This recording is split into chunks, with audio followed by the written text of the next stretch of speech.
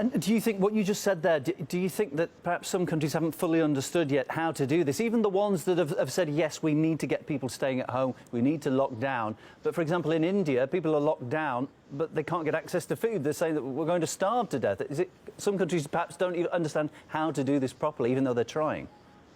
Well, it's very difficult, and of course you have to have a huge apparatus of deliveries, etc.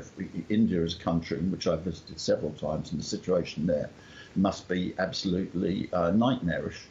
But the fundamental thing that you've got to understand is you've got to impose the strictest possible measures. All this, for example, just simply giving people advice and so on.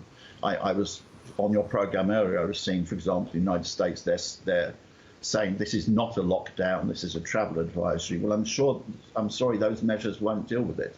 You have to have a proper lockdown, otherwise you won't do. Gradually, each country will be forced to move towards the type of measures which China has got. I mean, I'm not saying this to criticise anybody, because the situation is much too serious to engage in sort of political or other type of attacking of people. What I want them to do is I want them to study China. Instead of the criticisms which is appearing in the Western press, they should be desperately in contact with China, asking them for the advice.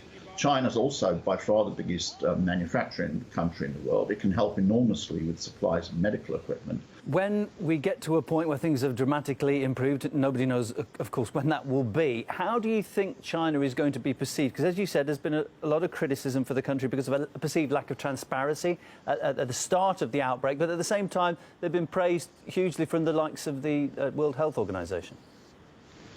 Well, yes, there's no need to romanticise things.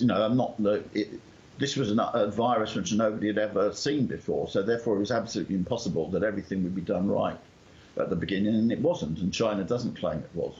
What they have done is, once they decided on the decisive measures, I say they were able to stop the rise in the number of cases after 13 days. And it then took a further 6 weeks to get it down to zero, but it showed that it could be stopped.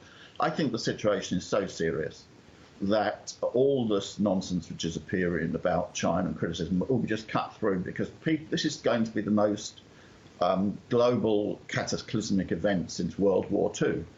Many people, in fact almost all people, don't want to die, and therefore they will have a situation in which they will have to learn the truth. So my view is that all the misrepresentations and nonsense which is coming out will fall away, and people will understand that China is the only country which has got the virus fully under control. I mean, somebody said to me on an exchange, well, what about China's human rights record? I said, China's human rights record in this is keeping people alive.